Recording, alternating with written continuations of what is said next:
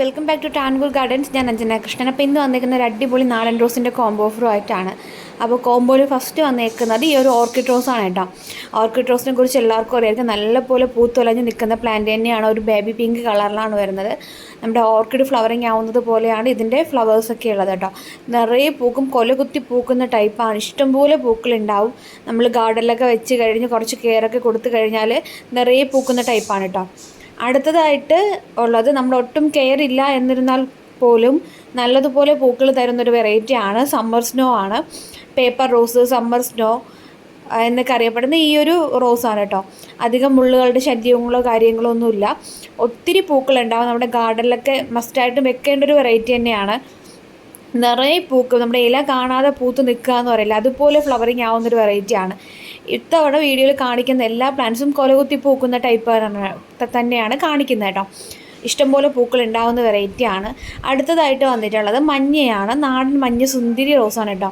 അടിപൊളിയാണ് കാണാനായിട്ട്. കുഞ്ഞു കുഞ്ഞു ക്രീക്രി റോസാണ് കേട്ടോ. യെല്ലോ ക്രീക്രിയാണ്. ഇതിൻ്റെ ഒരു പ്രത്യേകത എന്ന് പറഞ്ഞു കഴിഞ്ഞാൽ യെല്ലോയും വൈറ്റും കോമ്പിനേഷനിലായിരിക്കും ഫ്ലവറിങ് വരുന്നത്. അതുകൊണ്ട് നമുക്ക് പ്രിഡിക്റ്റ് ചെയ്യാൻ പറ്റില്ല ഇത് നെക്സ്റ്റ് ഫ്ലവർ ഇപ്പോൾ ഏതായിരിക്കുമെന്ന് നമുക്ക് പ്രിഡിക്റ്റ് ചെയ്യാൻ പറ്റില്ല. അങ്ങനെയുള്ള ഫ്ലവറാണ്.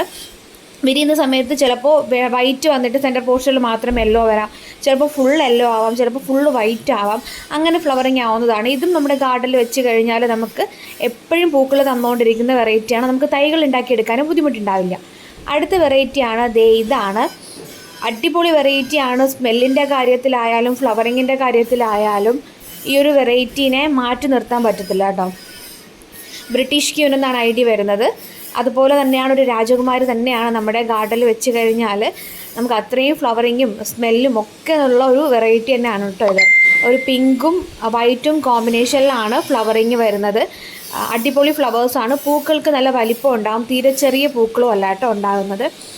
അടുത്തതായിട്ട് നമ്മുടെ കോംബോയിൽ ഇൻക്ലൂഡ് ചെയ്തേക്കുന്നത് ഈ ഒരു വെറൈറ്റിയാണ്. ഫ്ലെയിം ബോൾട്ട് എന്ന് അറിയപ്പെടുന്നുണ്ട്. ഇല്ലാന്നുണ്ടെങ്കിൽ നമ്മുടെ പിങ്ക് ബട്ടൺ റോസ്. ഇതും ഇല കാണാതെ പൂത്ത് നിൽക്കുന്ന വെറൈറ്റിയാണ്. നമ്മുടെ ഗാർഡനിൽ വെച്ച് കഴിഞ്ഞാൽ നമ്മൾ നിരാശപ്പെടുത്തത്തില്ല. നമുക്ക് ഫ്ലവർ ഇല്ലാതെ ഈ ഒരു പ്ലാന്റിനെ കാണാൻ പറ്റില്ല. എന്നും പൂക്കൾ തരും. ഒരു ബ്രാഞ്ച് ഇങ്ങനെ പുതുതായിട്ട് വന്നു കഴിഞ്ഞാൽ അതിൽ നിറയെ പൂക്കൾ തരുന്നൊരു വെറൈറ്റിയാണ് ഈ ഒരു പിങ്ക് ബട്ടൺ റോസ്. അടിപൊളിയാണ്. ഇല കാണാതെ പൂത്ത് നിൽക്കണമെന്നൊക്കെ ആഗ്രഹമുള്ളവർക്കൊക്കെ ആണെന്നുണ്ടെങ്കിൽ ഈ ഒരു കോംബോ ബെസ്റ്റാണ്. ഈ ഒരു കോംബോ വരുന്നത് 580 രൂപയാണ് കേട്ടോ.